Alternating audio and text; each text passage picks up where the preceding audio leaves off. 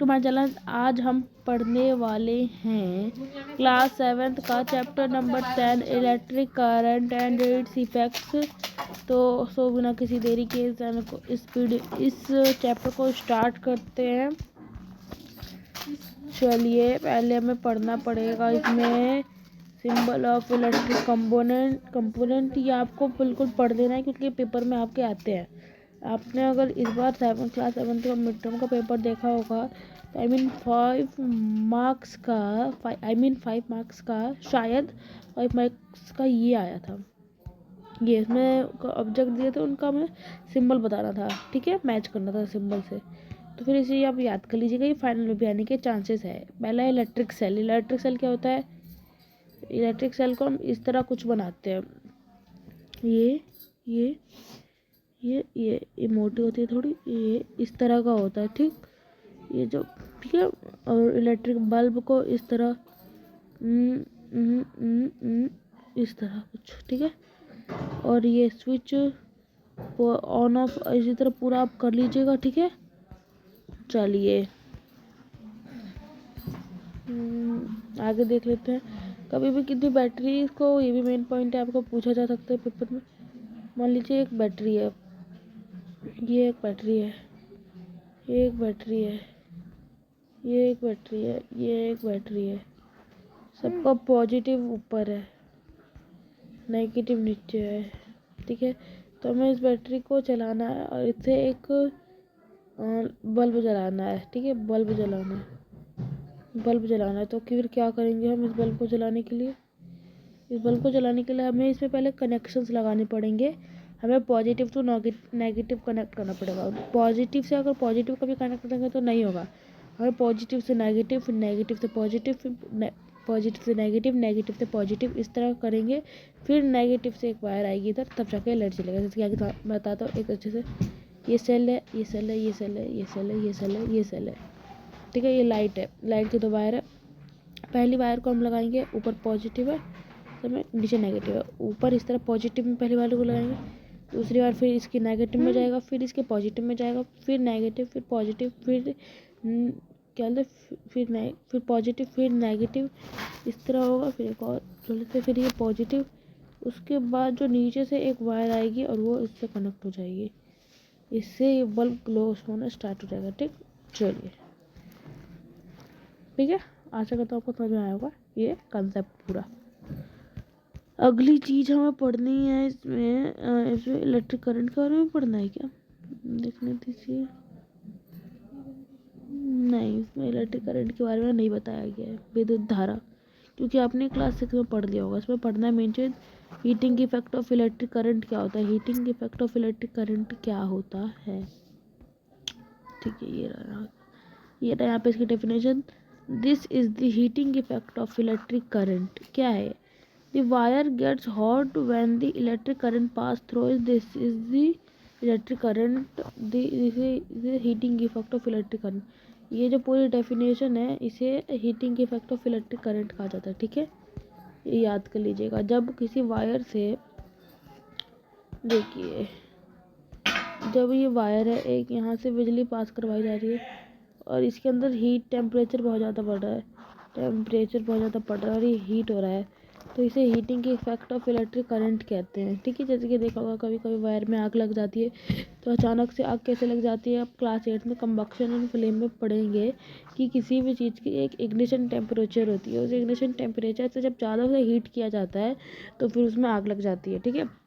तो जैसे वायर कम नकली क्वालिटी, अच्छी क्वालिटी का नहीं है और वो ज़्यादा से ज़्यादा 50 डिग्री सह सकता है। वैसे इतने में तो कुछ नहीं होगा। आपको लगभग करंट ना 45,000 डिग्री सेल्सियस तक का आता है, ठीक है। तो फिर 4,500 समझ लो। तो ये 50 डिग्री सेल्सियस का सहने वाला है। यहाँ से बिजली पास करवाई, फट जाए, तुरंत टूट जाती है वायर तुरंत टूट जाती है। तो उसी तरह कभी कभी देखा होगा, जो पुराने बल्ब होते थे उनके अंदर होता था फिलामेंट, है ना। फिलामेंट होता था। जो फिलामेंट होता था वो कभी कभी टूट जाता था। ये जो बीच में वायर होती थी टूट जाती थी। क्यों हो जाती थी? क्योंकि पुराने ज़माने में एक प्रॉब्लम थी वोल्टेज की। तो वोल्टेज कभी कभी तेज आता था, कभी कभी कम आता था। इसलिए जब कम आता था तो लाइट धीरे जलती थी, जब तेज आता था तो तेज जलती थी, और जब बहुत तेजी आ जाए वोल्टेज तब तो ये वायर ही टूट जाती थी, ज़्यादा टेम्परेचर नहीं सह पाती थी। और जो ये वायर होती है इसे फिलामेंट कहा जाता है। वायर को, इस पतली वायर को फिलामेंट कहा जाता है। और ये होता है टंगस्टन मेटल से बना होता है। इसलिए ज़्यादा हीट सह पाता है। चलो ये पढ़ लिया हमने। अगला हमें पढ़ना है एलिमेंट क्या होता है। All this contain a coil of wire, that coil of wire called element. Element वो होता है जो कि कहते हैं कॉइल ऑफ वायर की कॉइल होती है। गांव में देखा होगा सिलेंडर की कमी होती है तो इस तरह के हीटर्स का यूज़ किया जाता है जिसके अंदर ये कॉइल लगी रहती है। ठीक है, इसमें ये क्या बोलते हैं इसमें बिजली प्रवाहित की जाती है। यहाँ से आता है, यहाँ से होकर यहाँ से चला जाता है। ठीक है, इसे बिजली प्रवाहित की जाती है जिसके कारण क्या बोलते हैं ये ग्लो करता है बहुत तेज़ी से, इसका टेम्परेचर बढ़ जाता है और ये हीट प्रोड्यूस करता है। तो फिर इसी को heating effect of electric current कहते हैं। और जो ये वायर होती है ये बहुत ज़्यादा टेम्परेचर को सह लेती है, इसे एलिमेंट कहते हैं कॉइल ऑफ वायर को। और ज़्यादा थिक होती है, जल्दी टूटती नहीं है। ठीक है, आगे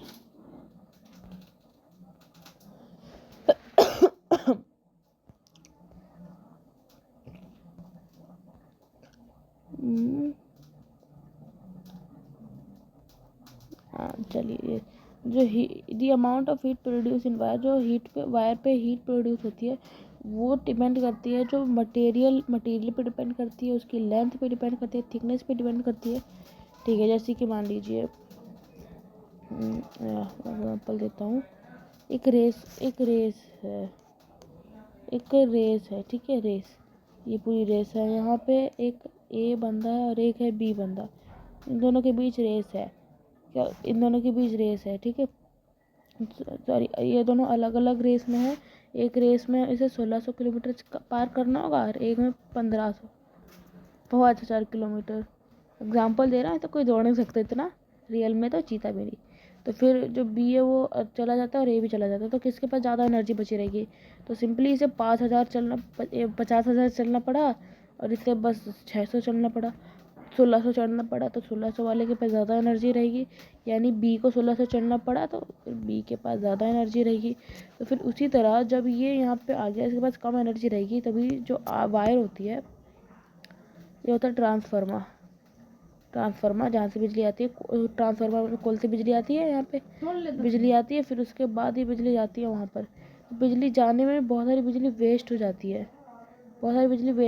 है, तो फिर वही वायर की लेंथ पे डिपेंड करता है। ठीक है, इसलिए कभी कभी देखा होगा कि आपके वहीं जिसका घर कभी कभी क्या होता है ट्रांसफार्मर के पास होता है वहाँ पे बिजली ज़्यादा आती है, ज़्यादा वोल्टेज में आती है, और आप जिसका घर बहुत दूर होता है वहाँ पे गांव में कभी कभी बहुत कम बिजली आती है, बहुत कम। ठीक है, ये प्रॉब्लम देखी जाती है। आगे ये जैसे कि मैंने बता दिया कि ग्लोइंग फिलामेंट होता है। ये रहा फिलामेंट, देख सकते हैं आप, ये फिलामेंट। और यही इसे किससे बनता है? टंगस्टन मेटल से बनाया जाता है। इसमें हमें पढ़ना है CLF और LED के बारे में। CLF क्या होता है पढ़ लेते। The fluorescent tube light compact fluorescent lamp, ये याद लगी फुल फॉर्म है CLF की। Are better efficient electricity source, nobody use light emitting light diode. और लाइट इमिटिंग डियोड ये LED की फुल फॉर्म है। ये बता रही कि इसमें फिलामेंट जो होता है, फिलामेंट उसमें होता था लेकिन इसमें नहीं होता, इसमें फिलामेंट नहीं टूटता, इसलिए ज़्यादा दिक्कतें नहीं आती है। ठीक है, और इसमें बताया गया है कि ISI मार्क का ही हमें क्या बोलते हैं कोई प्रोडक्ट ख़रीदना चाहिए, क्योंकि ISI मार्क वाले प्रोडक्ट मतलब भरोसेमंद होते हैं, वही ज़्यादा देर तक अच्छे क्वालिटी के रहते हैं। क्योंकि न्यू दिल्ली का ना वो स्टैंडर्ड मार्क है वो, क्योंकि साइन। आगे हमें पढ़ना है फ्यूज़ के बारे में। फ्यूज जो बिल्डिंग में यूज़ किया जाता है। ये देखिए, ये एक पतली सी वायर लगी रहती है फ्यूज़ के अंदर। ये जो होती है, जब इसके अंदर इधर से आता है टेम्परेचर, इधर से आता है वोल्टेज, और इधर से घर में जाता है। ठीक है, यहाँ पे ऊपर लगा रहता है ये। ठीक है, इसमें क्या होता है, इसमें जो होता है कि मतलब जब ज़्यादा तेज़ से वोल्टेज आता है तो हमारे अप्लायंस को ना जलने, ब्लास्ट होने का, ज़्यादा वोल्टेज के कारण ब्लास्ट होने के कारण जलने की क्या बोलते हैं, डर होता है। तो इसी के लिए ये जो होता है ना, ज़्यादा टेम्परेचर होने पे इस वायर को तोड़ देता है और इलेक्ट्रिक सप्लाई कट जाती है। ठीक है, ये होता है। लेकिन इसमें ये दिक्कत होती है कि बार बार चेंज करना पड़ता है हमें, क्या बोलते हैं वो वायर को, बीच में जो लगी रहती है पतली वाली वायर। इलेक्ट्रिक फ्यूजेस के बारे में पढ़ना है। Wires made from special materials melt quickly and break when large electric current pass through them. They are used for making electric fuses.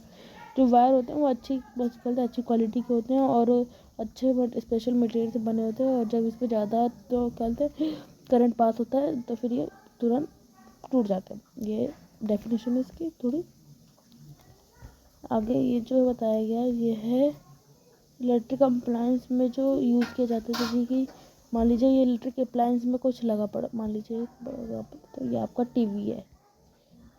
इस टीवी के अंदर हम बहुत ही, ये बस 100 वोल्ट से चल सकता है। इसके अंदर हम 900 वोल्ट डाल दें, यानी 9 गुना वोल्ट डाल दे, तो फिर क्या है, तो फिर जो इसका ये जो है ना, ये बस 100 वोल्ट या 100 वोल्ट तक के को साथ है। 100 वोल्ट से ज़्यादा वो टूट जाएगा। जैसे कि यहाँ पे देखिए 100 वोल्ट से ज़्यादा हुआ था, टूट गया ये वायर, इसमें नहीं है। तो ये इलेक्ट्रिक अप्लायंस में यूज़ होता है। ठीक है, अगला में पढ़ना है मिनिएचर सर्किट ब्रेकर MCB। जो पुराना मॉडल था फ्यूज़ वाले में थोड़ी दिक्कत कि बार बार वो चेंज करना पड़ता था, क्या वो वायर चेंज करनी पड़ती थी। लेकिन MCB में कुछ नहीं है, बस ये बटन ऑटोमेटिकली नीचे गिर जाता है और मैं बस एक बार उठा देना फिर से बिजली आ जाएगी। ठीक है, MCB में इसकी full form miniature circuit breaker, याद रखिएगा। Automatically turn off when its current, जो एक स्टेट लिमिट होती है हर एक की अलग अलग की, तो फिर जब उससे ज़्यादा होता है तभी खुद ही अपनी बंद हो जाता है, और जब उसकी कम होती है तो फिर हम उसे खुद खोल सकते हैं, लेकिन खुद कभी भी ऑन नहीं होता, खुद वो ऑटोमेटिक ऑफ हो सकता है बस। अगला में पढ़ना है magnetic effect of electric current का मैग्नेटिक इफेक्ट क्या है। आगे हमें यहाँ पे पढ़ना होगा हैंस क्रिस्टियन ऑस्ट्रेट के बारे में। हैंस क्रिस्टियन ऑस्ट्रेट, ये देखिए एक साइंटिस्ट थे। ये एक साइंटिस्ट है, मैं बता दूँ इन्होंने क्या किया था। बुक में पढ़ोगे तो अलग है थोड़ा, लेकिन मैं आपको बता रहा हूँ सब सही से। जो हैंस क्रिस्टियन ऑस्ट्रेट थे, उन्होंने क्या बोलते हैं, एक कंपास था उनके पास रखा।